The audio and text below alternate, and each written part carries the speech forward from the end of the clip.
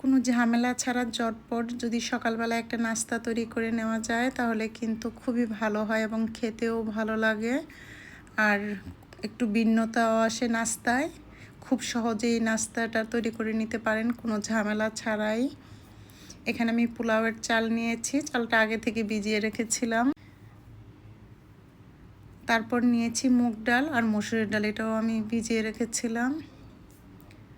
প্রায় 1 ঘন্টা ভিজিয়ে রাখতে হবে। তারপর আমি এটা খুব ভালো করে একদম মিহি করে ব্লেন্ড করে নিতে হবে। ভালো করে ব্লেন্ড করা হয়ে গেলে আমি এটা একটি ডিশে নিয়ে নেব। আর এটা এত ঘন রাখা যাবে না, এই ডোটা একটু পাতলা করে নিয়ে নিতে হবে। তাই এখানে আমি একটু পানি মিক্সড করব। একটু পানি মিক্সড করে এটা ডোটা আমি একটু পাতলা করে নিব, ঠিক থিকনেসটা এরকম হবে। তারপর দিয়ে দিব লবণ আর ভাজা জিরা গুঁড়া। এখানে কিন্তু কোনো গুঁড়া মশলা ব্যবহার করা যাবে না। তারপর আরেকটা ডিশে আমি এখানে নিয়ে নিব হচ্ছে ডিম। আমি যেহেতু দুটো পরিমাণ নিয়েছি তাই দুটো ডিম নিয়েছি। ডিমে দিয়ে দিব পেঁয়াজ কুচি, কাঁচামরিচ কুচি এবং দিয়ে দিব বেশ খানিকটা ধনিয়া পাতা কুচি।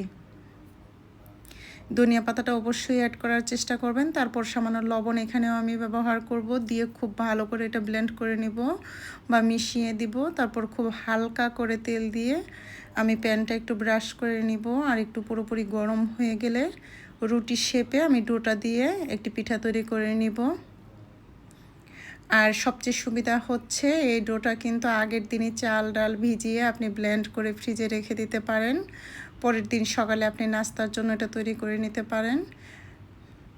যখন 80% হয়ে যাবে তখন আমি এটার উপরে সেই মিক্সড করা ডিমের উপকরণগুলো একসাথে দিয়ে দিব একই রুটি শেপের উপরে। ঠিক একইভাবে 4-5টা দিয়ে এটা কিছুক্ষণের জন্য ঢেকে রাখলে কিন্তু এটা পুরোপুরি হয়ে যাবে।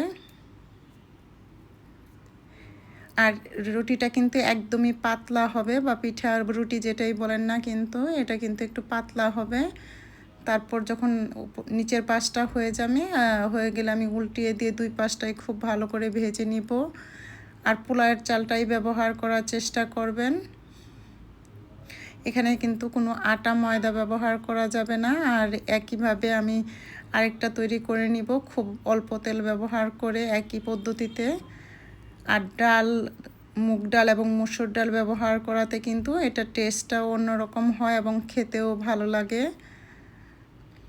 ঠিক একইভাবে 2টা পিঠা আমি তৈরি করে নিচ্ছি। আর এটা কিন্তু খেতে খুবই সুস্বাদু হয় আর কোনো ঝামেলা ছাড়া অল্প সময়ের মধ্যে ভিন্ন রকমের একটা নাস্তা সকালের জন্য রেডি করে নিতে পারেন। আর একটি আইটেম দিয়ে কিন্তু সকালের নাস্তাটা কমপ্লিট হয়ে যায়। আর আমার রেসিপিগুলি যদি ভালো লাগে তাহলে আমার চ্যানেলটা সাবস্ক্রাইব করবেন এবং পাশে থাকবেন।